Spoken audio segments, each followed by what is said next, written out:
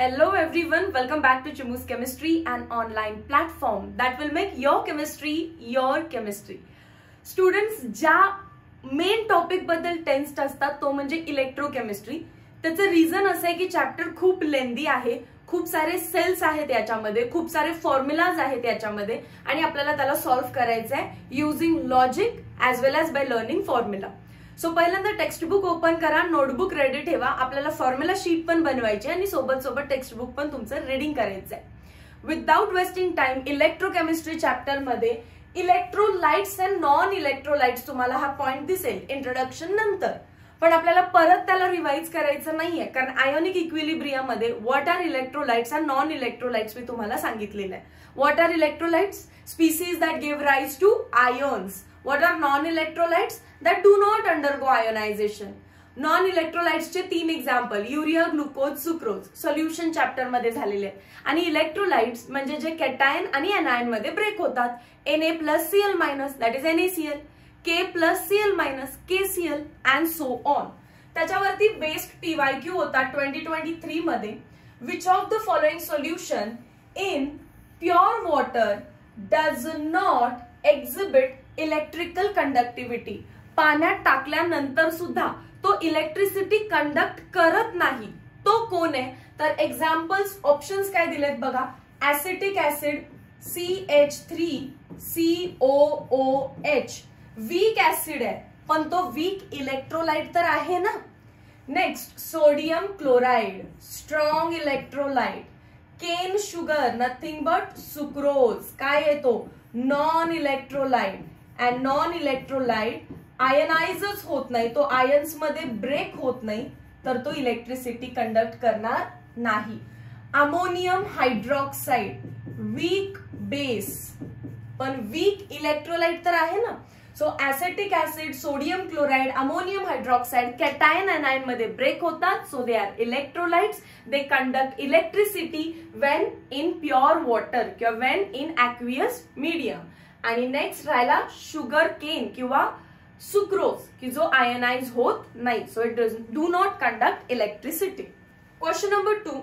Which from the following compound solutions in water of equal concentration has electrical conductivity nearly same as that of distilled water? Distilled water is nothing but pure water. And लक्षात ठेवा pure water very very very very very weak ionize होतोय. म्हणजेच pure water मध्ये cation and अनायनचं प्रमाण खूप खूप खूप कमी आहे. तर distilled water nearly non electrolyte सारखं बिहेव करतो. नियरली तो कसा सारखं बिहेव करणार आहे? नॉन इलेक्ट्रोलाइट सारखं. म्हणजेच काय? Do not conduct electricity.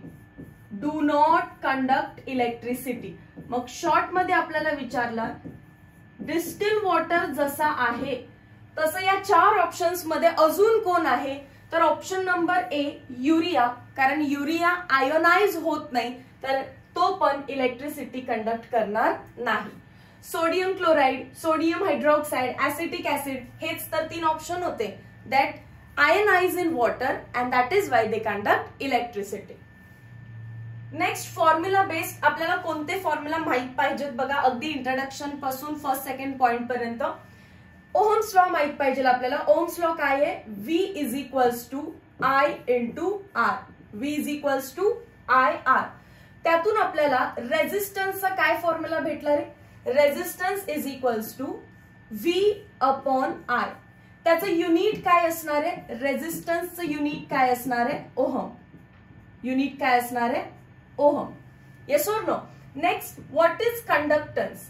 Conductance is reciprocal of resistance. What is conductance? Reciprocal of resistance. So एकदा रेझिस्टन्स माहित झाला तर कंडक्टन्स माहित होणं काही अवघड नाहीये. Conductance is denoted by symbol G. G is equals to 1 upon R. मग त्याचं युनिट काय होणार आहे? Ohm inverse. Ohm inverse. What is resistivity?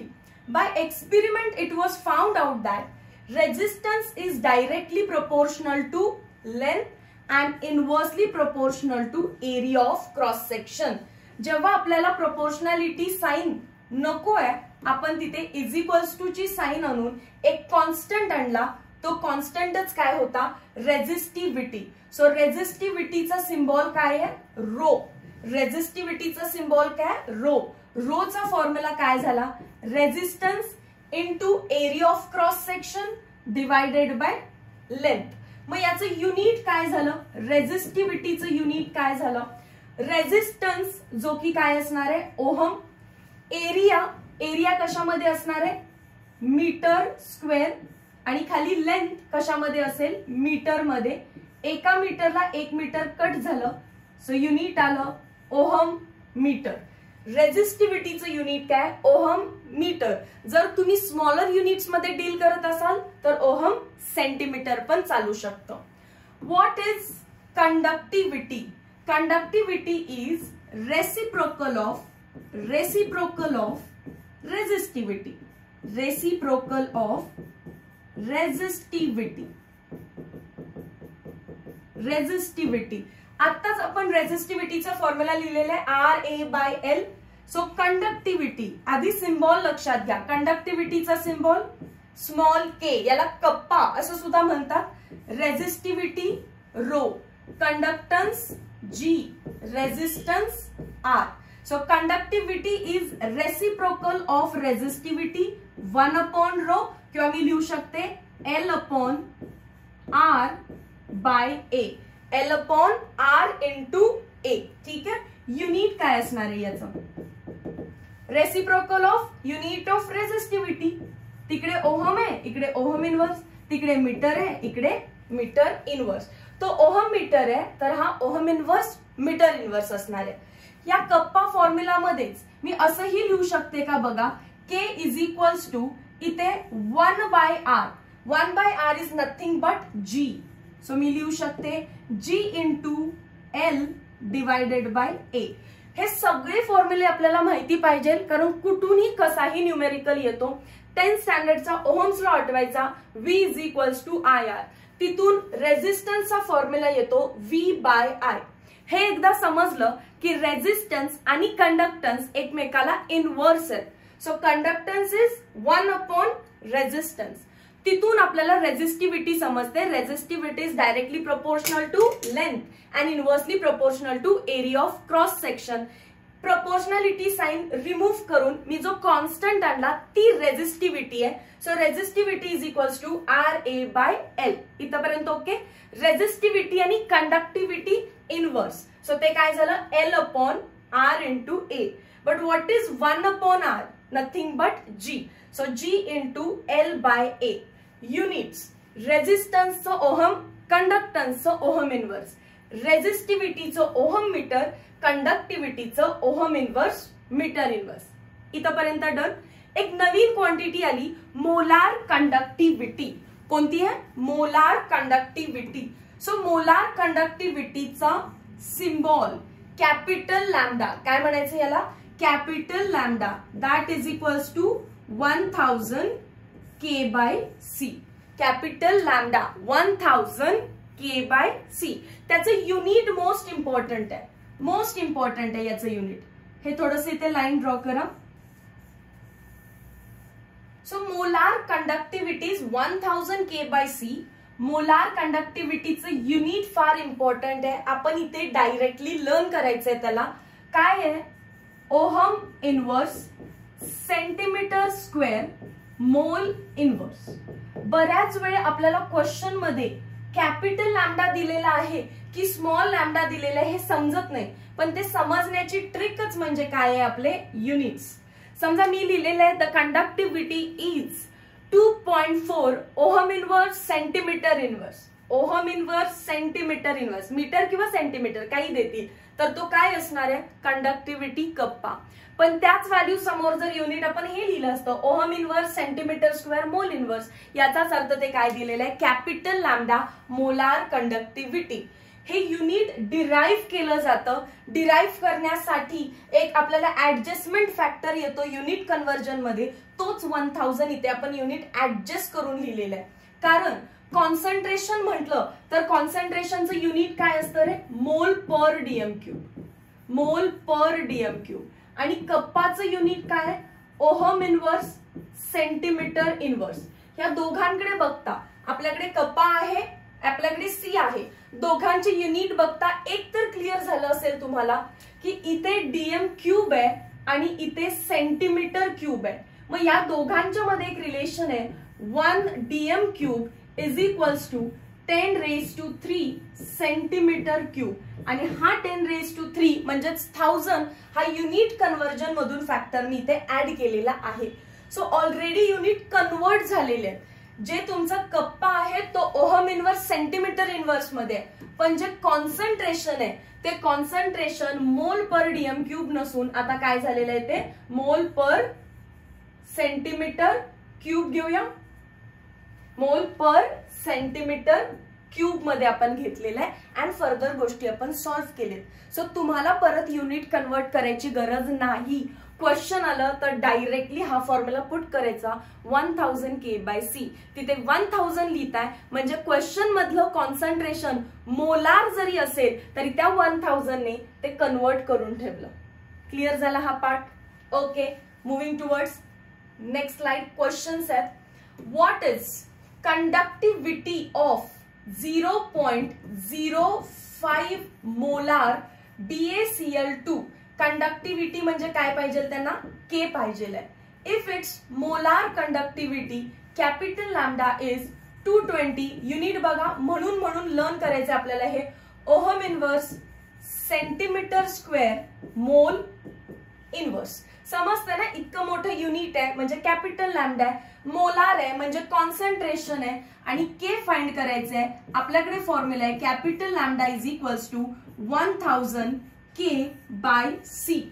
Concentration molar मध्ये, मोल पर डीएम क्यूब, आणि कप्पा सेंटीमीटरच्या युनिट्स मध्ये, पण 1000 हा फॅक्टर ऑलरेडी युनिट बॅलन्स करून आलेला आहे. त्यामुळे तुम्हाला काही युनिट कन्व्हर्जन करायचे नाहीये. डायरेक्टली पुट करा.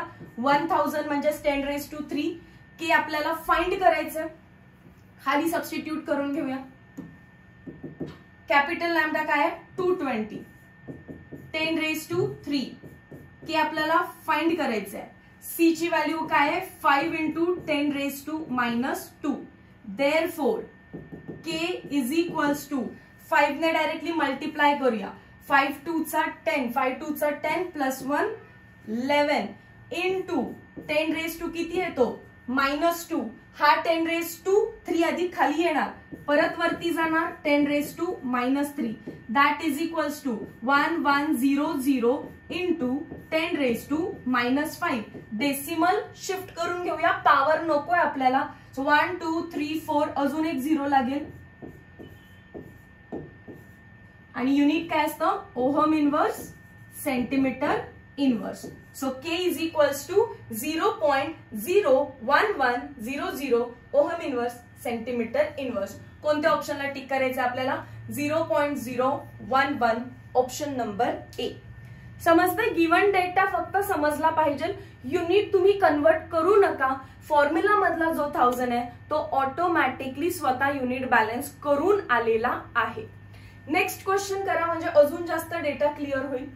Conductivity of a solution is, conductivity म्हणजेच कप्पा 1.26 into 10⁻² ohm inverse centimetre inverse. Unit अजून कन्फर्मेशन देतं की हा ते कप्पाच आहे. कॅल्क्युलेट मोलार कंडक्टिव्हिटी आणि कॉन्सन्ट्रेशन दिलेलं आहे 0.01 म्हणजेच 10⁻² मोलार. हा मोलार आहे, तो सेंटीमीटर आहे. तुम्ही युनिट कन्वर्ट करत बसणार आहे का मॅम? बिलकुल नाही, कारण फॉर्म्युला मध्ये 1000 स्वतः बॅलन्स करून आलेला आहे. Capital lambda is equals to 1000 K/C.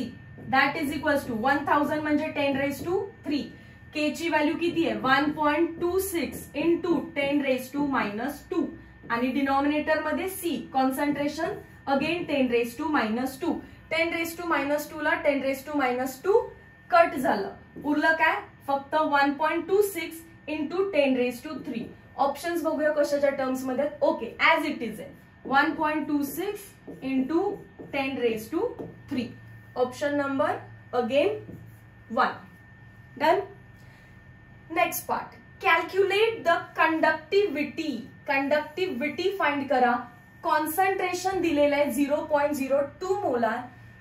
If it's molar conductivity is, molar conductivity पण दिला आणि युनिट बघा ohm inverse, centimetre square, mole inverse. So find करूया. अगेन तोच फॉर्म्युला डायरेक्टली लिहिते मी.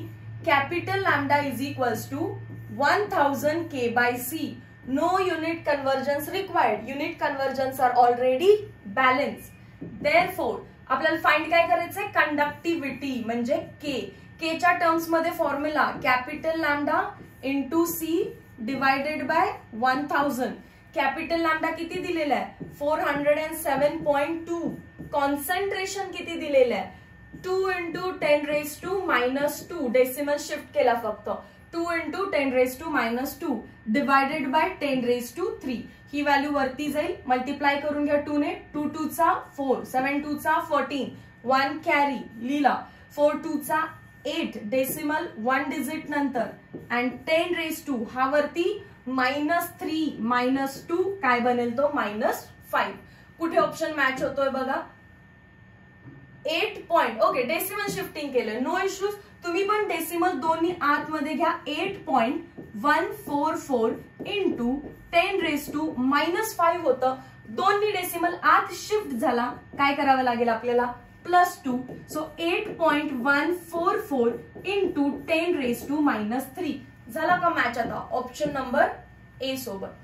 Done. Next part. The molar conductivity of 0.02 molar AgI.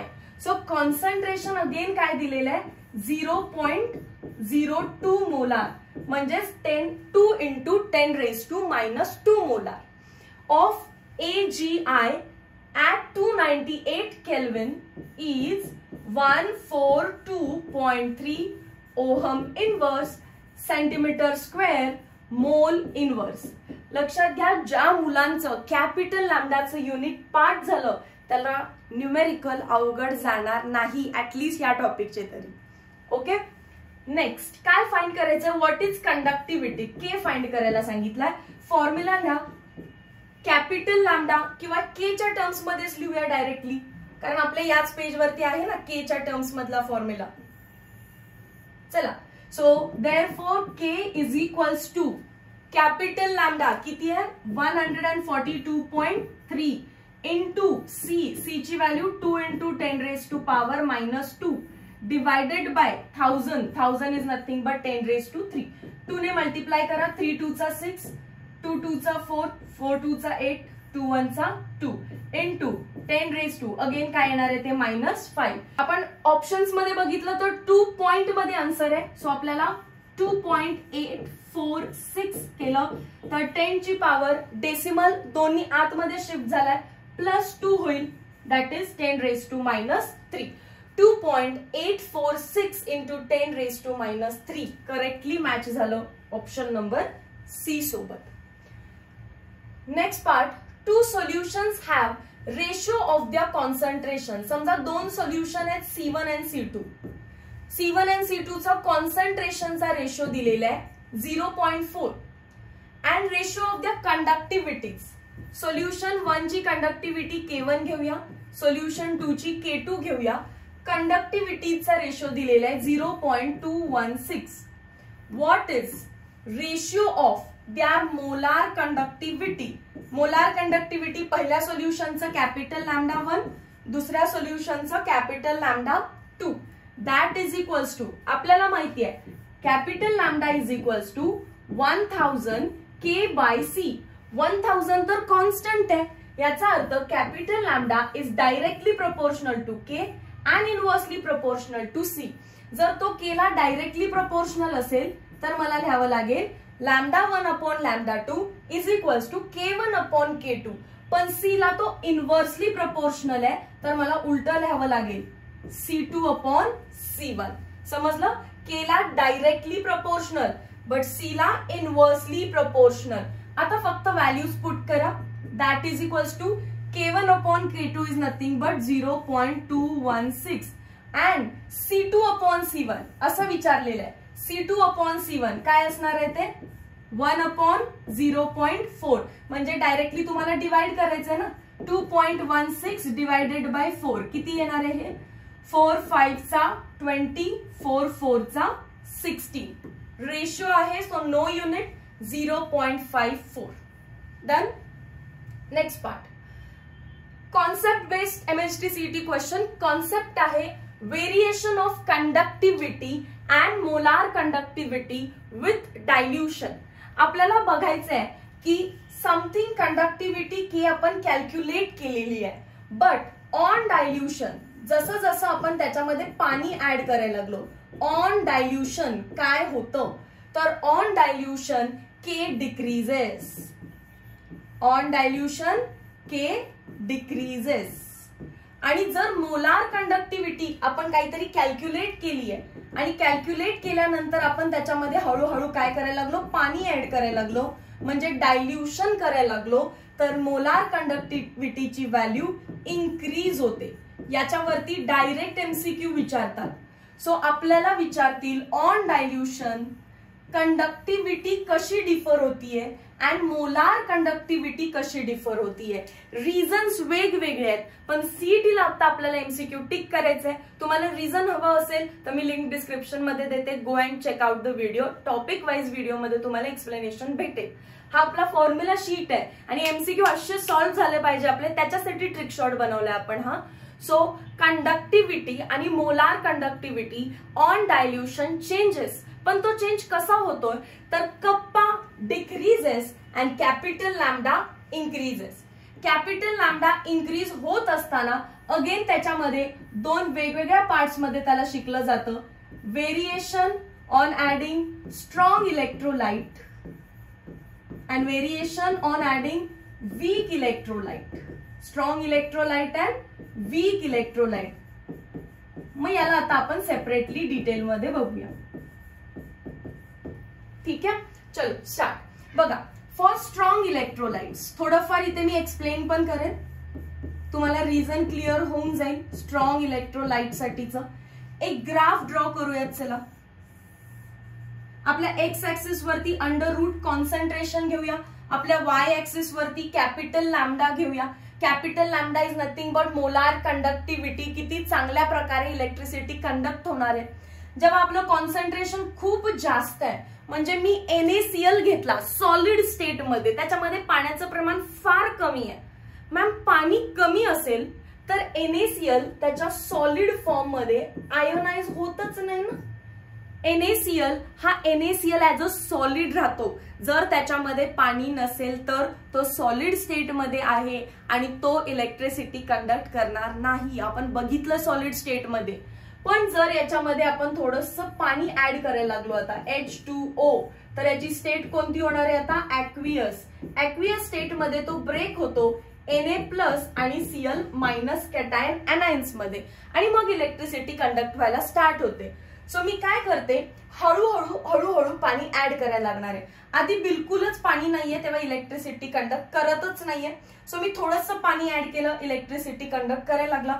अजून जास्त पाणी ऍड केलं, जितकं जास्त मी पाणी ऍड करतेय आयोनायझेशन वाढतंय आणि आयोनायझेशन वाढत वाढत त्याची कंडक्टिव्हिटी पण वाढतीये. हे डॉट्स जर तुम्ही जॉईन केले तर तुम्हाला एक ग्राफ भेटून जाईल. जसं जसं जसं आपण पाणी वाढवलं म्हणजे काय केलं, डायल्युशन केलं. डायल्युशन करताय म्हणजेच काय करताय, कॉन्सन्ट्रेशन कमी करताय. बरोबर आहे ना. हळूहळू पाणी वाढवताय म्हणजे कॉन्सन्ट्रेशन कमी, कॉन्सन्ट्रेशन कमी, कॉन्सन्ट्रेशन कमी, कॉन्सन्ट्रेशन कमी, असं करत करत कंडक्टिव्हिटी हळूहळू काय झाली, आपलं वाढत गेली. पण एका पर्टिक्युलर कॉन्सन्ट्रेशन पर्यंतच मी कॉन्सन्ट्रेशन कमी करू शकते. समजा ते आहे 0.001 मोलार, इतक्यापर्यंतच मी त्याचं कॉन्सन्ट्रेशन कमी करू शकते. आता तिथून पुढचा ग्राफ नेमका काय असणार आहे, तर ग्राफ तर एक स्ट्रेट लाईन आली आहे, तर तुम्ही एक्स्ट्रापोलेट करू शकता या ग्राफला, म्हणजे अज्युम करू शकता त्याच रेंजमध्ये तुम्ही डॉट्स टाकले तर एकदम पाण्याचं प्रमाण सगळ्यात जास्त असेल, कॉन्सन्ट्रेशन सगळ्यात कमी, म्हणजे किती कॉन्सन्ट्रेशन, 0 कॉन्सन्ट्रेशन, म्हणजेच काय, पाणी भरपूर झालं. NaClचं प्रमाण खूप कमी आणि कंपॅरेटिव्ह पाणी भरपूर झालं, म्हणजेच इनफायनाइट डायल्युशनची तुम्हाला व्हॅल्यू भेटली. मग याच्यावरून आपल्या लक्षात आलं तर हा तर ग्राफ एक स्ट्रेट लाईन आहे विथ निगेटिव्ह स्लोप. मग y is equals to mx plus c च्या फॉर्म मध्ये आपण ग्राफ ड्रॉ करणार आहे. चला, y ऍक्सिस वर काय आहे, y ऍक्सिस वरती आपण घेतलेला कॅपिटल लॅम्डा. याचा स्लोप किती आहे, याचा स्लोप आपण काय ठेवला, समजा a ठेवला. स्लोप काय ठेवला, a, पण स्लोप तर निगेटिव्ह आहे म्हणून काय लिहिणार आपण, मायनस a. एक्स ऍक्सिस वरती कोण आहे रे, एक्स ऍक्सिस वरती आहे रूट सी. एक्स ऍक्सिस वरती कोण आहे, रूट सी. प्लस इंटरसेप्ट काय आहे, लाईन कट कुठे केली, lambda at zero concentration, also called as lambda at infinite dilution. Imagine करा एक बीकर, एका बीकर मध्ये आपण NaCl सॉलिड फॉर्म मध्ये घेतलाय, तो इलेक्ट्रिसिटी 0 कंडक्ट करणार. पण हळूहळू हळूहळू तुम्ही त्याच्यामध्ये पाणी ऍड केलं, पाणी ऍड करेल तसं आयोनायझेशन वाढलं, आयोनायझेशन वाढलं तसं इलेक्ट्रिकल कंडक्टिव्हिटी वाढत गेली. पण एका पर्टिक्युलर कॉन्सन्ट्रेशन पर्यंतच. मी असं करू शकत नाही ना, पूर्ण बीकर पाण्यानेच भरला आणि NaCl काहीच नाही. सो तिथपर्यंत पोहोचणं ही आयडल कंडिशन आहे. तर आयडल कंडिशन मी काय केली, एक्स्ट्रापोलेट करून ग्राफ ड्रॉ केला, सच दॅट हा जो पॉइंट आहे ब्ल्यू कलरचा, lambda not, tells us the molar conductivity at infinite dilution. खूप जास्त पाणी ऍड केलं असताना काय कंडक्टिव्हिटी आहे. सो तिथून आपल्याला भेटला एक इक्वेशन. काय इक्वेशन भेटलं आपल्याला, चेक करा. लॅम्डा इज इक्वल्स टू, याला थोडं फॅन्सी वे मध्ये लिहूया, capital lambda is equals to, पहिला लॅम्डा नॉट लिहिते, minus a into root C. So या फॉर्म्युलाला यूज करून तुम्ही फाइंड आउट करू शकता मोलार कंडक्टिव्हिटी.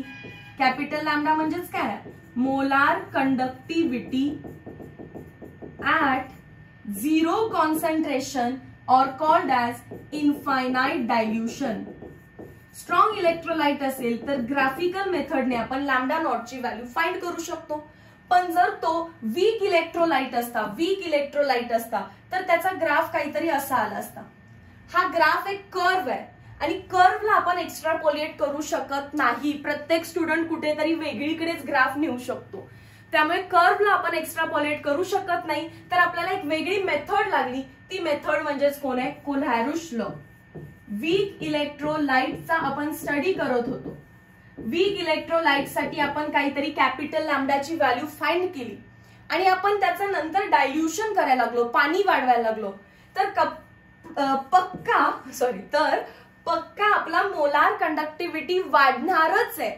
पण इथे एकदम कसा वाढतोय, स्ट्रेट लाईन मध्ये. वीक इलेक्ट्रोलाइट्स मध्ये कसा वाढतोय, तो कर्व स्लोली वाढतोय. तर तो नेमका किती वाढतोय याच्यासाठी आपल्याकडे एक लॉ आला, त्या लॉचं नाव काय, कोल्हारुश लॉ.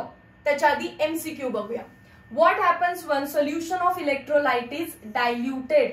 डायल्युशन झाल्यावरती काय होतं, capital lambda increases and small k decreases. बघा बरं करेक्ट आहे का, capital lambda increases, small k decreases. So option number C. असाच क्वेश्चन येणार आहे, त्यामुळे असंच लिहून दिलेलं आहे, बाकी काही विचारणार नाही. फक्त विचारतील what is the effect of किंवा what is the effect on capital lambda on dilution, increases, आणि स्मॉल के विचारलं तर डिक्रीजेस. ओके, चलो.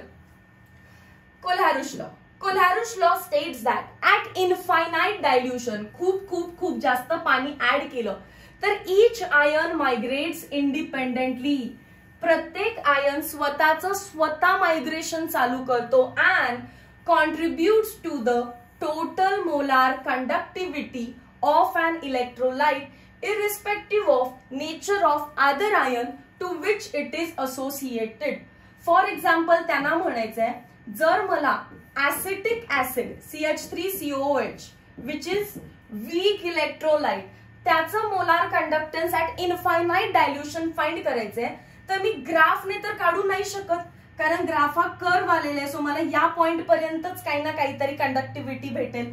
याच्या पुढे लॅम्डा नॉट काढण्यासाठी मी लाईन ड्रॉ करू शकत नाही. तर तुम्ही कोल्हारुश लॉ यूज करा.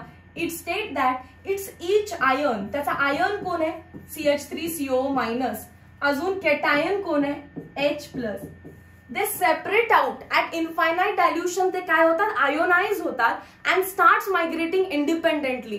त्यांच्या मायग्रेशनमुळे प्रत्येक जो आयन फिरणार आहे तो इलेक्ट्रिसिटी जनरेट करणार आहे. जो कॅटायन किंवा जो आयनाइन फिरणार आहे तो इलेक्ट्रिसिटी जनरेट करणार आहे. त्या दोघांना ऍड करा, तुम्हाला काय भेटेल, कॅपिटल लॅम्डा नॉट. फक्त कॅटायन आयनाइन साठी आपण स्मॉल लॅम्डा रिप्रेझेंट करणार आहे. कॅटायन साठी स्मॉल लॅम्डा, आयनाइन साठी स्मॉल लॅम्डा. निगेटिव्ह असेल तर निगेटिव्ह साइन याच्यावरती पण लिहिली जाते, पॉझिटिव्ह असेल तर इथे. काही काही वेळा इथे नॉट पण लिहून जातात. कधी कधी नॉट वरती लिहितात, मायनस साइन ह्याच्याच वरती दिली जाते. पण फक्त तुम्हाला या कॅटायन आयनाइन्स वरती फोकस ठेवायचा. ठीक आहे, आता आपण अशा पद्धतीने लिहून घेऊया. ते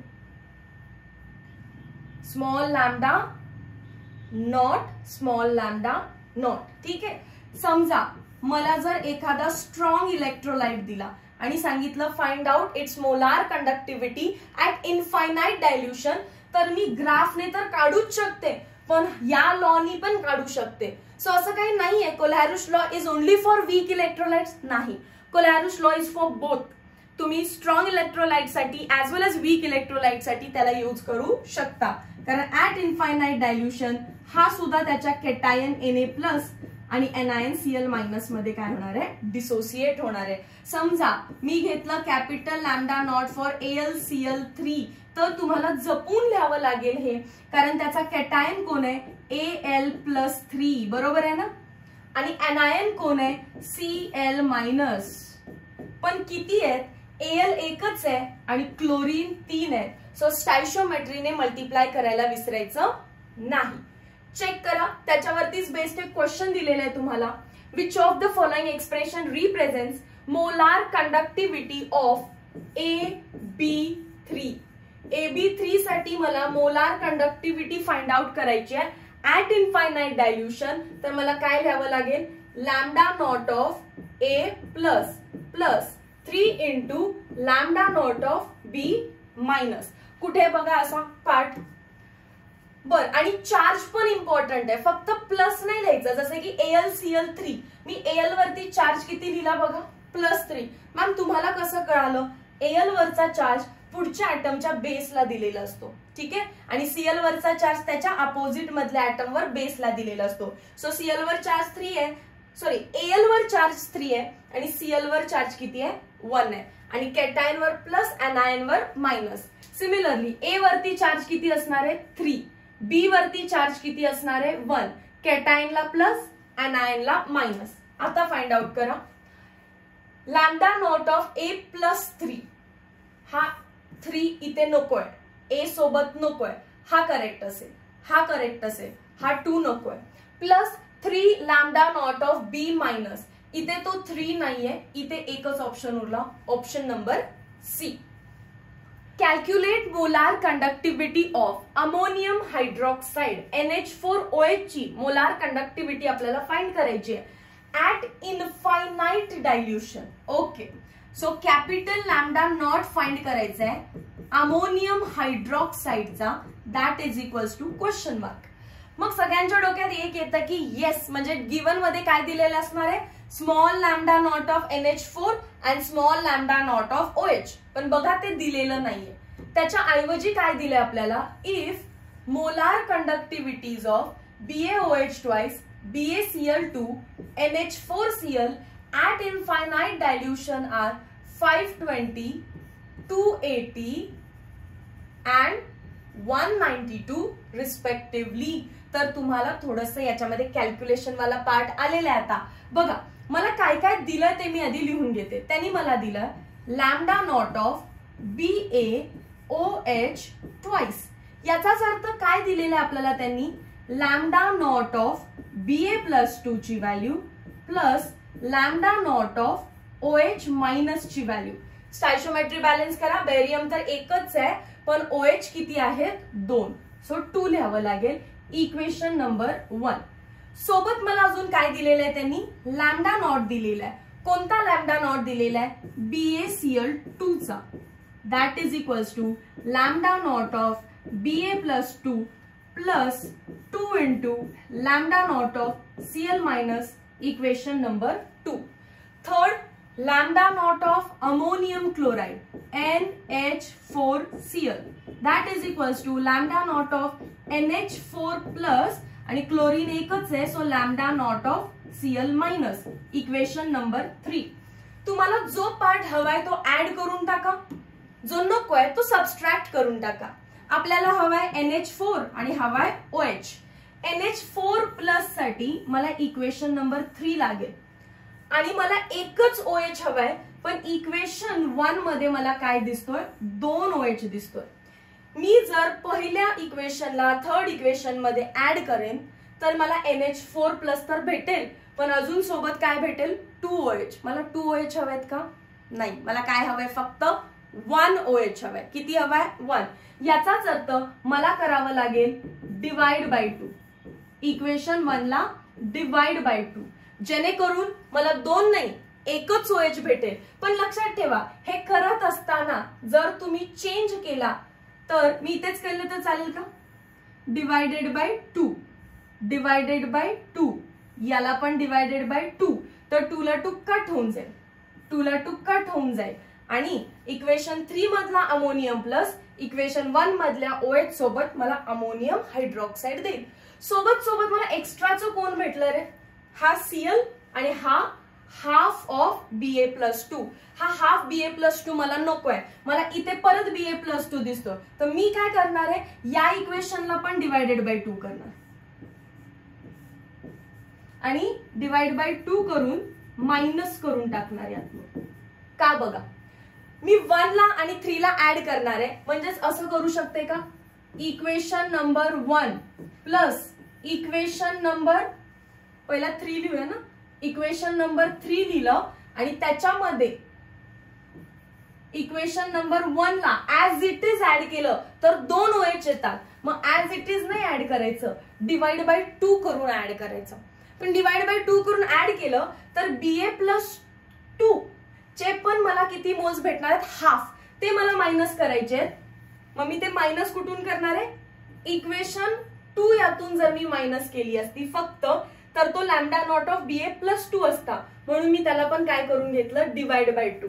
हे करताना क्लोरीन मायनस झालं का बघा, इथे 2 ला 2 cut, lambda naught of Cl आणि आधी इक्वेशन 1 मध्ये पण लॅम्डा नॉट ऑफ Cl होता, हा की नाही, तो लास्ट मधून मी मायनस केला. सो सगळे तुम्हाला आता इक्वेशन्स बॅलन्स करून आलेत. इक्वेशन नंबर 3 जो आहे तो म्हणजे त्याची व्हॅल्यू किती दिलेली आपल्याला, 129. इक्वेशन नंबर 1 जो आहे तो आहे 520, त्याला डिवाइडेड बाय काय करावं लागेल, 2. आणि इक्वेशन नंबर 2 ला मायनस नाही करायचं, त्याला पण डिवाइडेड बाय 2 करून मायनस करायचं, कारण मला Ba+2/2 ला मायनस करायचंय, तर इथे ते बॅलन्स करून घ्यावं लागेल. आणि Cl पण मला एकच नकोय, तर इथे डिवाइडेड बाय 2 केल्याचा पण फायदाच आहे. देअरफॉर काय आन्सर येणार आहे आपलं, 129 प्लस 2 2 चा 4, 2 6 चा 12, 0, 2 1 चा 2, 2 4 चा 8 and 0. ऍड करा या दोन व्हॅल्यूज ना, 9 6 7 8, 2 + 1 3 minus 140 that is equals to 9. हे काय येणार आहे, 4 and 3 minus 1 2, 249. Again option number A ला टिक करा. समजलाय हा पार्ट, थोडंसं स्वतः ट्राय करा म्हणजे समजेल मला काय म्हणायचं होतं ते. Next question, calculate molar conductivity of ammonium hydroxide. परत अमोनियम हायड्रॉक्साइडच दिलेला आहे, त्याची मोलार कंडक्टिव्हिटी फाइंड करायची आहे at infinite dilution if molar conductivities of ammonium chloride. परत कोण कोण दिलेलं आहे आता व्यवस्थित बघा, अमोनियम क्लोराइड दिलेलं आहे, अजून कोण दिलेलं आहे, NaOH दिलेलं आहे, अजून कोण दिलेलं आहे, NaCl दिलेलं आहे, आणि आपल्याला फाइंड कोणाचं करायचं आहे, अमोनियम हायड्रॉक्साइड. या टाइपच्या क्वेश्चन मध्ये काहीच प्रॉब्लेम नाहीये का, कारण स्टायशोमेट्रीच नाहीये. काय मी डायरेक्टली लिहू शकते अमोनियमचा plus molar conductivity of Cl minus molar conductivity of Na plus plus molar conductivity of OH minus molar conductivity of Na plus plus molar conductivity of Cl minus. इथे कुठे स्टायशोमेट्री आहे का तुम्हाला डिस्टर्ब करायला, कुठेच नाहीये. सो एकदम इझी असणार. स्टॅइशियोमेट्री नसेल तर एकदम इझी पार्ट झाला हा. तुम्हाला NH4 पाहिजे, इथे आहे. तुम्हाला एक OH पाहिजे, एकच OH इथे आहे. So no divided by 2, nothing. या दोघांना ऍड करा. या दोघांना ऍड करताना बेवजाचा NaCl आलाय, तो तुम्ही लास्टला डायरेक्टली NaCl मायनस करू शकता. सो 1 आणि 2 ला ऍड करायचंय, म्हणजेच 150 ला 248 मध्ये ऍड करा. पहिला काय येईल आन्सर आहे 398 आणि इक्वेशन नंबर 3 ला त्यातून मायनस करा. इक्वेशन 3 ची व्हॅल्यू काय 126. किती येणार आहे 2 7 2 272. Option number A. क्लिअर आहे.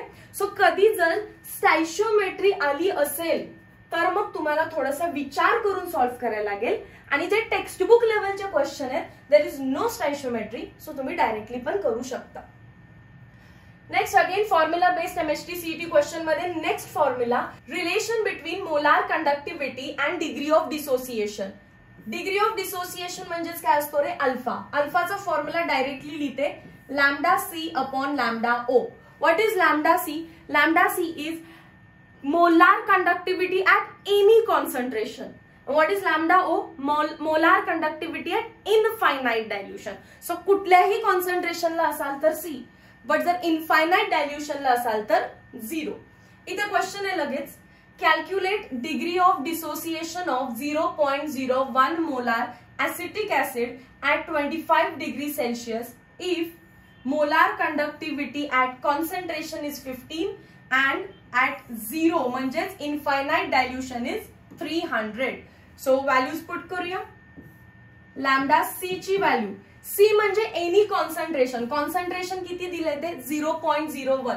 कधी कधी ते डायरेक्टली असं लॅम्डा सी लिहून देणार नाही, फक्त म्हणतील the degree find degree of dissociation if molar conductivity of acetic acid at 0.01 molar is 15. म्हणजेच कुठल्याही दुसऱ्या कॉन्सन्ट्रेशनला आलं तर काय असणार आहे ते लॅम्डा सी. अल्फा फाइंड करायचा आहे. लॅम्डा सी किती आहे 15, लॅम्डा ओ किती आहे 300. म्हणजेच असं लिहिलं तरी चालेल ना. 3 into 10 raised to 2 वरती जाऊन -2. So 5 into 10 raised to -2. कुठल्या ऑप्शनला टिक करणार 0.05. Option number D. Next again formula based question. Next formula sheet वाढवत चला. Cell constant represented as B. Cell constant is equals to length upon area of cross section. So length meter आणि area of cross section meter square. So unit काय झालं meter inverse. ठीक आहे, समजलं ना. What is cell constant? Cell constant is denoted by B and it is length upon area of cross section meter upon meter square. Unit झालेला आहे meter inverse. What is relation between B and K? B म्हणजे cell constant, तो लक्षात ठेवायचं बेकार. काय लक्षात ठेवायचं बेकार. B is equals to KR. बेकार. B is equals to KR. Cell कॉन्स्टंटला यूज करून चॅप्टर मध्ये 2 फॉर्म्युला आहेत. एक तर length upon area of cross section किंवा B is equals to KR. Question solve करूया चला. Among the following which is correct formula to determine cell constant? Cell constant म्हणजे बी. बी चा फॉर्म्युला काय सांगितला? B is equals to KR. बरोबर आहे ना. पण बी लाच अजून एक फॉर्म्युला पण सांगितलाय, length upon area of cross section. Small A लिहा किंवा कॅपिटल ए लिहा. सो हा पण एक फॉर्म्युला झाला. कोणता टिक करायला पाहिजे बघा. L upon A is equals to KR. L upon A is equals to KR कारण बेकार. B is equals to KR. Next conductivity cell containing 5 into 10 raised to -4 molar NaCl solution. जर molar लिहिलंय म्हणजे concentration दिलेलं आहे. Develops resistance. Resistance पण पुढे दिलेलं आहे 14,000 म्हणजे 14 into 10 raised to 3 ohm at 25 degree Celsius. Calculate conductivity. K find करा म्हणतात. If cell constant B is equals to 0.84 centimetre inverse. आता आपण मगाशी युनिट काय लिहिलेलं मीटर इनवर्स, मग त्याचा स्मॉलर युनिट काय असू शकतं सेंटीमीटर इनवर्स. इलेक्ट्रोकेमिस्ट्रीमध्ये आपण त्याचे स्मॉलर युनिट्स घेतोय. ठीक आहे, चल सॉल्व्ह करूया. सो आता गिवन डेटा एकदा तुम्ही लिहिला की तुम्हाला आठवलं पाहिजे कोणता फॉर्म्युला त्याच्यापासून बनवू शकतो. सी आहे, आर आहे, के आहे, बी आहे. B is equals to K R बनवू शकतो का याच्यातून? B is equals to K R. Find करायचंय K. So B by R. B ची व्हॅल्यू किती दिलेली आहे? 0.84. Can I write 84 into 10⁻²? रेझिस्टन्सला कसं लिहिणार आहे आपण? 14 into 10⁻3. हे कितीचा? 14 6चा into 10⁻⁵. Option number A. Option number A. Okay. Next part. The conductivity cell containing 0.001 molar AgNO3 solution develops resistance of 6530 ohm at 25 degrees Celsius. Calculate electrical conductivity of solution at same temperature if cell constant is 0.635. क्वेश्चनचं meaning कळू दे किंवा न कळू दे, given तर पक्का कळतं units वरून. बघा मी question नाही जरी वाचला तरी मोलार लिहिलंय म्हणजे कॉन्सन्ट्रेशन आहे 0.001 म्हणजे 10⁻³ मोलार. ओहम लिहिलंय म्हणजे रेझिस्टन्स आहे 6530 ohm. Next calculate electrical conductivity म्हणजे कप्पा फाइंड आउट करा. सेल कॉन्स्टंट दिलेला आहे बी काय 0.653 सेंटीमीटर इनवर्स. गिवन डेटा लिहिला तर त्यातून कुठला फॉर्म्युला तयार होतो? B K R. B is equals to K R. सांगा आता फाइंड करायचंय K. Again B upon R. B ची व्हॅल्यू आहे, शिफ्ट करून लिहूया 6530 into 10⁻⁻4 डिवायडेड बाय रेझिस्टन्स काय आहे 6530. समजलं असेल डेसिमल शिफ्ट करून का लिहिला 4 ने? कारण कट व्हावं. 10⁻⁴ आन्सर आहे फक्त. Option number D 1.0 into 10⁻⁴.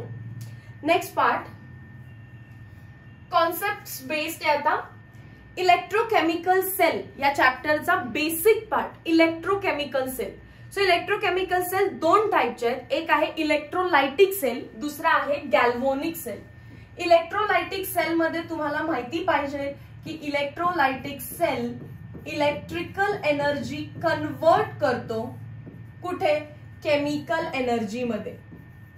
Electrical energy convert करतो केमिकल एनर्जी मध्ये. इलेक्ट्रोलायटिक नावातच आहे इलेक्ट्रिकल टू केमिकल. पण गॅल्व्हॅनिक सेल म्हटलं तर रिॲक्शन रिव्हर्स. म्हणजेच काय? केमिकल एनर्जी कन्वर्ट होते इलेक्ट्रिकल एनर्जी मध्ये आणि आपल्याला बल्ब ग्लो होताना दिसतो. डन. नेक्स्ट जर इलेक्ट्रिकल एनर्जी केमिकल एनर्जी मध्ये कन्वर्ट होतीये याचा अर्थ घेतलेली जी रिॲक्शन आहे आपण बीकर मध्ये जे काही सबस्टन्स ऍड केलेत त्यांच्यामध्ये होणारी रिॲक्शन नॉन स्पॉन्टॅनियस आहे, स्वतःहून होत नाहीये, म्हणून तुम्हाला इलेक्ट्रिकल एनर्जी द्यावी लागली. घेतलेली रिॲक्शन नॉन स्पॉन्टॅनियस आहे, स्वतःहून होत नाही, बाहेरून इलेक्ट्रिसिटी दिली आणि ही केमिकल रिॲक्शन आपण घडवून आणली. पण इकडे काय होणार आहे? सेकंड, घेतलेली जी रिॲक्शन आहे ती स्पॉन्टॅनियस आहे, स्वतःहूनच काम करायला लागते आणि स्वतःहून काम करत करत आपली केमिकल एनर्जी इलेक्ट्रिकल एनर्जी मध्ये कन्वर्ट करते. थर्ड पार्ट, जो इलेक्ट्रोलायटिक सेल आहे त्याचा एनोड जनरली पॉझिटिव्ह असतो आणि जो कॅथोड आहे तो निगेटिव्ह असतो. त्या केसमध्ये रिव्हर्स करायचं आपल्याला. गॅल्व्हॅनिक सेल म्हटलं तर एनोड जो आहे तो निगेटिव्ह असणार आहे आणि कॅथोड जो आहे तो पॉझिटिव्ह असणार आहे. ठीक आहे, हा पार्ट क्लिअर झाला. चला या केसमध्ये फोर्थ पॉइंट, एक्झाम्पल टेक्स्टबुक मध्ये कोणते कोणते आहेत तर इलेक्ट्रोलायसिस करायचंय आपल्याला, म्हणजे इलेक्ट्रिसिटी देऊन ब्रेकडाऊन करायचंय. कोणाचं? मोल्टन NaClचं किंवा ॲक्वियस NaClचं, आणि याला आपल्याला डिटेलमध्ये पाहायचंय. मग याच्यामध्ये न्यूमेरिकल्स पण असतात, न्यूमेरिकल्स पण आहेत. हा जो पार्ट आहे याच्यामध्ये भरपूर सारे सेल्स बघायचे आहेत आपल्याला, जसे की निकॅड सेल किंवा आपलं hydrogen oxygen fuel cell and so on and so on. ठीक आहे, डॅनियल सेल, याच्यामध्ये आपल्याला पुढे जाऊन नस्ट इक्वेशन बघायची आहे. सो मी जे येलो कलरनी लिहिले त्याच्यावर एमसीक्यू येणार आहे आणि व्हाईट कलरनी जे लिहिलेलं आहे ते आपल्याला पुढे जाऊन डिटेलमध्ये अजून शिकायचं आहे. याला पहिला नोट करता सेम असा चार्ट नोट करून घ्या. क्वेश्चन सॉल्व्ह करूया. Which of the following is not true for electrolytic cell? It converts electrical energy to galvanic energy. True, कारण इलेक्ट्रोलाइटिक नावातच आहे, electrical to chemical. Anode of electrolytic cell act as positive. Yes, anode कसा आहे त्याचा positive आहे. Cathode of electrolytic cell act as negative. True, म्हणजे last न read करता तो काय असणार आहे? Not true. बघा, it is use to generate electricity. नाही, इलेक्ट्रिकल एनर्जी केमिकल मध्ये कन्वर्ट करतीये, म्हणजे to produce chemical energy, not to produce electricity. Done. Next part. आता आपण बघितलेलं की इलेक्ट्रोलाइटिक सेल मध्ये दोन एक्झाम्पल असणार आहेत. एक असेल इलेक्ट्रोलायसिस ऑफ मोल्टन NaCl, म्हणजे हीट करायचंय, त्याला फ्यूज करून घ्यायचंय, मोल्ट करून घ्यायचंय आणि आपण त्याच्यामध्ये एनोड आणि कॅथोड डिप केला. बॅटरीचं पॉझिटिव्ह टर्मिनल एनोडला कनेक्ट करायचं so that anode positively charge बनतो आणि बॅटरीचं निगेटिव्ह टर्मिनल कॅथोडला कनेक्ट केलं सो कॅथोड निगेटिव्हली चार्ज बनतो.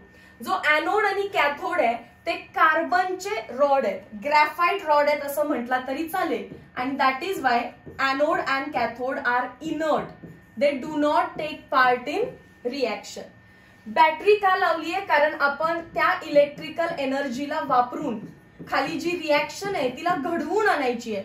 ही जी रिएक्शन आहे, कोणती रिएक्शन आहे ही? तर आपण घेतलेलं आहे NaCl. कोणत्या फॉर्म मध्ये? सॉलिड फॉर्म मध्ये, फ्युज्ड फॉर्म मध्ये, हा मोल्टन फॉर्म मध्ये आहे हा. आणि याच्यामध्ये पाणी बिलकुल नाहीये, पाणी बिलकुल नाहीये. याला आपल्याला ब्रेक करायचंय. कोणामध्ये? त्याच्या ओरिजिनल पेरेंट्स मध्ये, सोडियम आणि क्लोरीन गॅसमध्ये. सोडियम आणि क्लोरीन गॅसमध्ये. पण ही जी रिएक्शन आहे ती नॉन स्पॉन्टॅनियस आहे, स्वतःहून घडणार नाही.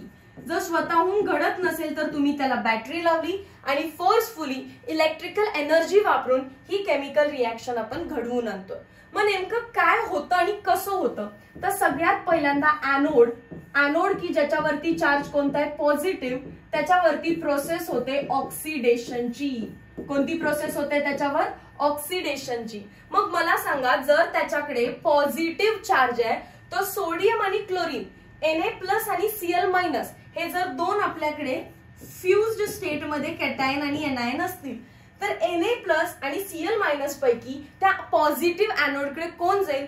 साहजिक आहे मॅम, Cl वर चार्ज मायनस आहे तर तो जाईल. मग येस, Cl वरती चार्ज मायनस आहे, तो पॉझिटिव्हली चार्ज एनोडकडे जातो आणि ऑक्सिडेशन करतो. ऑक्सिडेशन करतो म्हणजे काय रे? लॉस ऑफ इलेक्ट्रॉन करतो. काय करतो? Loss of electron. Cl+ एक इलेक्ट्रॉन त्याने बाहेर टाकला. पण अशी रिएक्शन नाही होत, इथेच थांबत नाही, कारण Cl एकटा कधीच एक्झिस्ट करत नाही. सो 2Cl- गिव्स 2 इलेक्ट्रॉन्स आणि Cl मिळून फ्यूज काय होतात? Cl2 gas. ऑक्सिडेशन म्हणजे काय असतं? Loss of electron. Electron lose केला. म्हणून एनोड वरून आपल्याला पेल ग्रीन कलरचा क्लोरीन गॅस बाहेर जाताना दिसतो. पेल ग्रीन कलरचा क्लोरीन गॅस लिबरेट होतो. समजलं इथपर्यंत? मग कॅथोड वरती काय होतं? आता एनोड वरती जे इलेक्ट्रॉन्स दोन बाहेर पडले ते बॅटरी सक करते. बघा इथे दिसतंय. आणि बॅटरी परत त्याला कॅथोड मध्ये टाकते. ठीक आहे. मग कॅथोड वरती चार्ज कोणता आहे? निगेटिव्ह. आणि ऑक्सिडेशन नाही, कॅथोड वर काय होईल आता? रिडक्शन. ऑक्सिडेशन म्हणजे लॉस ऑफ इलेक्ट्रॉन, तर रिडक्शन म्हणजे काय असणार आहे? Gain of electron. ते आलेले इलेक्ट्रॉन घ्यायचं काम करतो कॅथोड. मग कॅथोडकडे कोण पळत जाणार आहे या केसमध्ये? डेफिनेटली मॅम, कोण? Na+. Na+ वर चार्ज कुठला आहे? पॉझिटिव्ह. कॅथोड वर चार्ज कुठला आहे? निगेटिव्ह. तो तिकडे जाईल आणि इलेक्ट्रॉनला पण घेईल. काय बनवेल? सोडियम. लिक्विड लिहितात कारण तो त्याच्या हिटेड फॉर्म मध्ये आहे, मोल्टन स्टेट मध्ये आहे म्हणून. पण इलेक्ट्रॉन्स किती आलेत ऍक्च्युअली वरून? 2. मग किती सोडियम पडणार त्याच्याकडे? 2. आणि लिक्विड स्टेट मध्ये पण काय बनणार? 2. सोडियमचा कलर आहे सिल्वरी व्हाईट कलर. सो इथे सिल्वरी व्हाईट कलरचा सबस्टन्स डिपॉझिट होतो, सिल्वरी व्हाईट कलरचा सोडियम डिपॉझिट होतो. मग आपल्याला हे दोन रिझल्ट मध्ये लिहायचे असतात. Pale green chlorine gas is release at anode and molten silvery white sodium is formed at cathode. दोन्ही एक्सप्लेन केले मी. क्लोरीन गॅस रिलीज होताना पण दाखवला आणि molten silvery white sodium deposit होताना पण दाखवला. ओके, सो यामध्ये मला लक्षात आलं की मी सोडियम त्याच्या कॅथोड वरती डिपॉझिट करून त्याला सेपरेट आउट केलं आणि क्लोरीन गॅस त्याच्या एनोड वरून आपण बाहेर पाठवला. ही रिॲक्शन जी स्वतःहून होत नव्हती, इलेक्ट्रिसिटी देऊन आपण त्याला त्याच्या पेरेंट्स मध्ये ब्रेक केलेलं आहे. Done. Next, electrolysis of aqueous NaCl.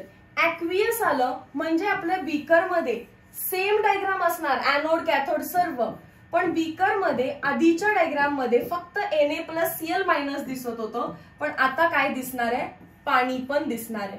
मगाशी जी डायग्राम आपण ड्रॉ केली फॉर मोल्टन त्याच्यामध्ये बिलकुल पाणी नाहीये, त्यामुळे एनोडवर एकच रिॲक्शन झाली आणि कॅथोडवर पण एकच रिॲक्शन झाली. पण आता एनोडवर 2 आणि कॅथोडवर 2 रिॲक्शन्स होणार आहेत. एनोडवर 2 आणि कॅथोडवर 2 रिॲक्शन्स होणार आहेत. ठीक आहे. जनरली आपण एनोड पहिला लिहितो, पण आज आपण कॅथोड पहिला लिहिणार आहे. कॅथोड म्हटलं तर तुम्हाला काय आठवतं, कॅथोडवर चार्ज निगेटिव्ह, कॅथोडवरची process gain of electron, gain of electron. So तेच इलेक्ट्रोड आहेत समजा आपले ग्रॅफाइटचे जे की इनर्ट आहेत. आपण बॅटरी पण लावलेली आहे, पॉझिटिव्ह निगेटिव्ह टर्मिनल. एनोड वरती पॉझिटिव्ह चार्ज आहे, कॅथोड वरती निगेटिव्ह चार्ज आहे. मी फक्त कॅथोडची रिॲक्शन पहिला लिहिणार आहे. याच्यावर निगेटिव्ह चार्ज आहे, तर कोण कोण अप्रोच करेल, Na+ पण जाईल आणि वॉटर पण जाईल. वॉटर मध्ये H+ आहे ना, मग H+ ला पण वाटतं की मी जाऊन इलेक्ट्रॉन घ्यावे. सो वॉटर पण अप्रोच करतो आणि Na+ पण अप्रोच करतोय, तर 2 रिॲक्शन लिहायला पाहिजे. Na+ ची तर रिॲक्शन आपल्याला माहिती आहे. Na+ काय करेल, एक इलेक्ट्रॉन घेईल आणि सोडियम मध्ये डिपॉझिट होऊन जाईल. पण वॉटर पण तर इलेक्ट्रॉन घेऊ शकतो.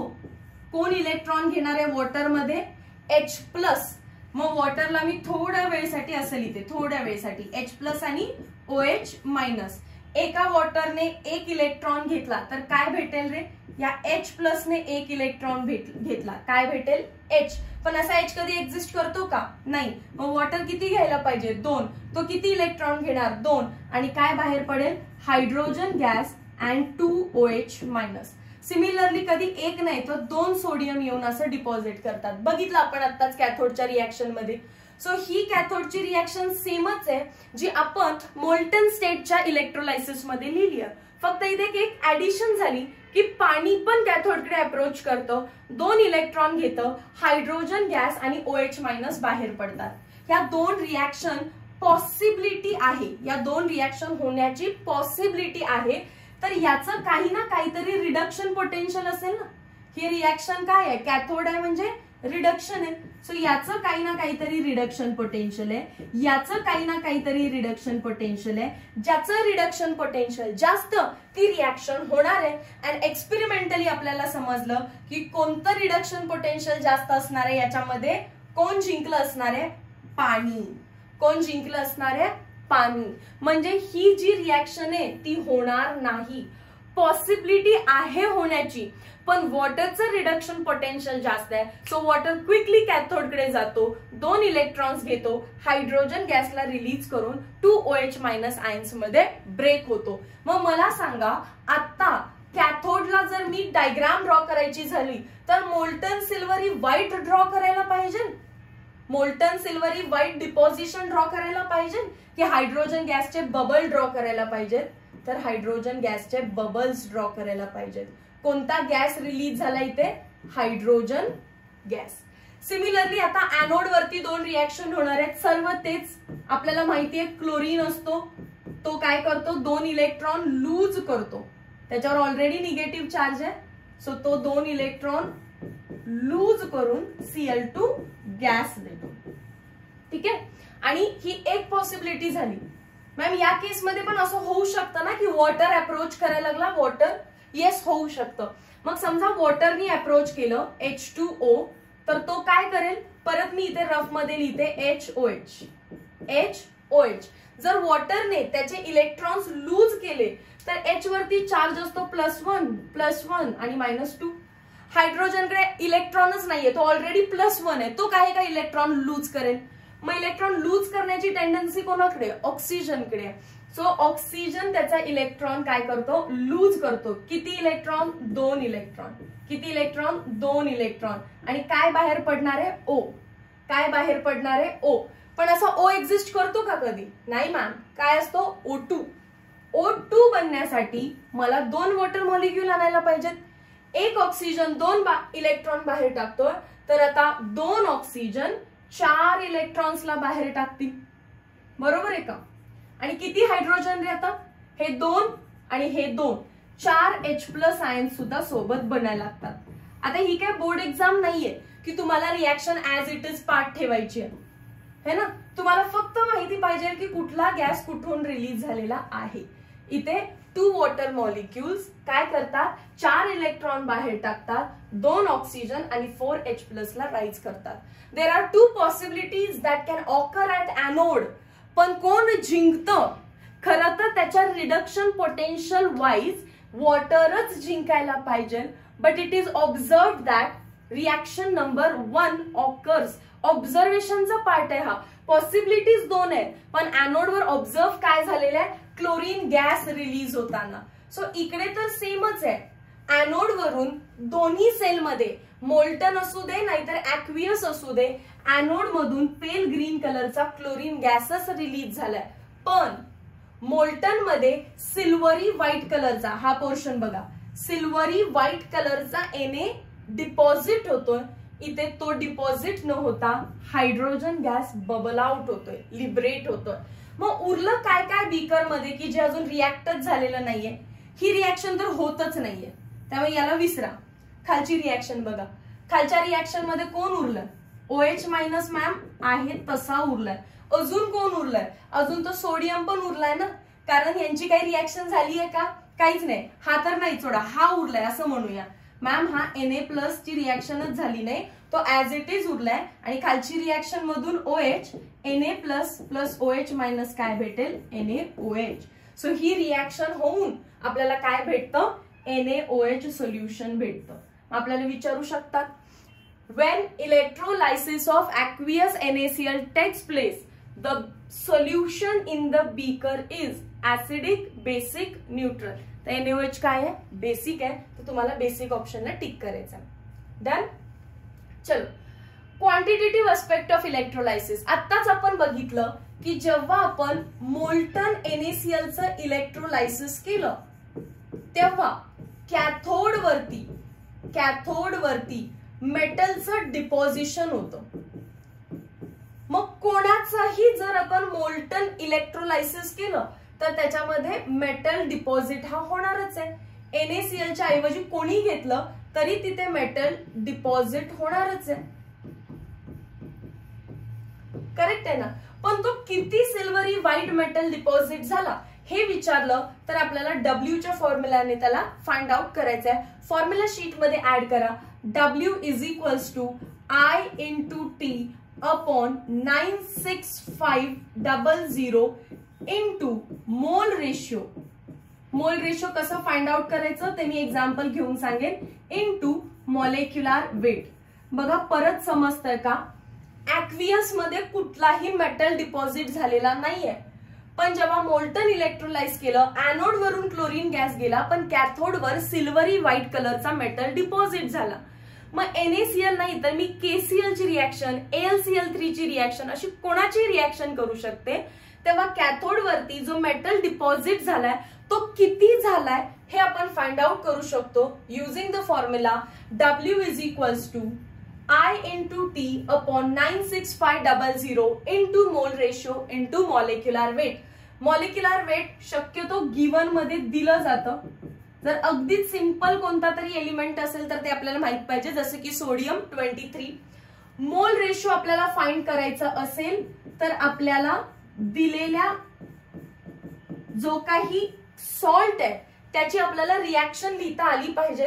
जसं की NaCl म्हटले तर आपण काय रिॲक्शन लिहिणार आहे रे? NaCl मध्ये Na कोणत्या फॉर्म मध्ये असतो? प्लस. तो कसा डिपॉझिट होतो? Na प्लस टेक्स 1 इलेक्ट्रॉन, कारण त्याच्यावर चार्ज कोणता आहे? पॉझिटिव्ह. तर तो एक इलेक्ट्रॉन घेईल आणि सोडियम म्हणून डिपॉझिट होईल. बरोबर. समजा कॉपर सल्फेट दिलं, क्वेश्चन मध्ये NaCl आहे तर मी असं लिहिलं. समजा कॉपर सल्फेट आहे CuSO4. मेटल कोण आहे? कॉपर आहे. चार्ज किती आहे? +2. किती इलेक्ट्रॉन्स घेईल? 2 इलेक्ट्रॉन्स. काय बनवेल? कॉपर. समजा AlCl3 दिलं. AlCl3 तुम्हाला टेन्शन नाही घ्यायचं. मेटल कोण आहे? ऍल्युमिनियम.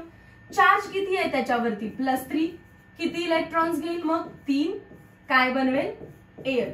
तुम्हाला क्वेश्चन मध्ये कुठलाही सॉल्ट दिला असू दे, त्यातला मेटलवरचा चार्ज फाइंड करायचा, तितकेच इलेक्ट्रॉन्स ऍड करायचे आणि डिपॉझिशन दाखवायचं आहे.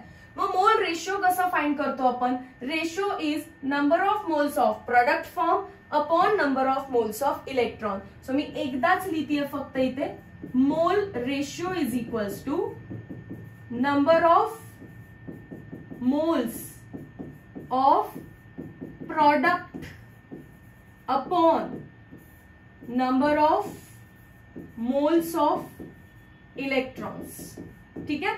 मग डायरेक्टली आन्सर सांगा.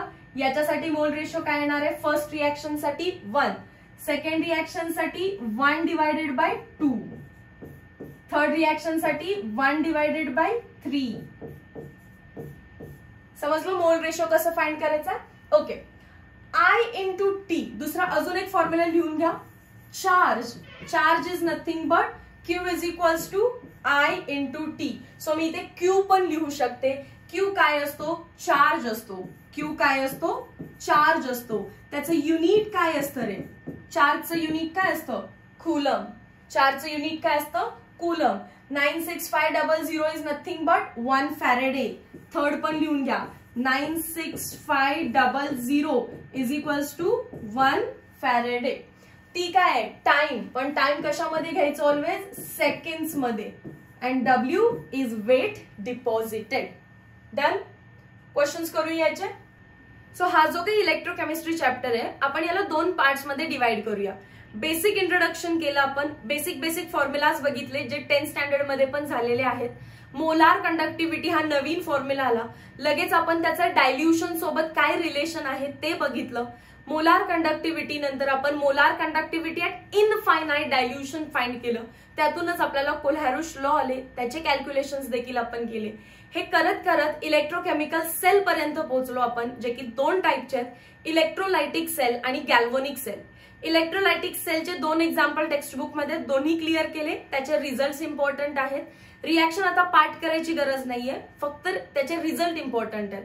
तर फ्यूज किंवा मोल्टन NaClचे एक्झाम्पल मध्ये कॅथोड वरती डिपॉझिशन दिसलं. तर नेमकं डिपॉझिशन किती आहे हे फाइंड करण्यासाठी आपण फॉर्म्युला पण बघितला. या फॉर्म्युलावरचे क्वेश्चन्स आपण नेक्स्ट पार्ट मध्ये करणार आहे. सो हे क्वेश्चन्स आणि गॅल्व्हनिक सेल पासून जर पुढच्या पार्ट वरती आपण पार्ट 2 रेकॉर्ड करतो. Meet you in next video lecture. Till then, thank you so much.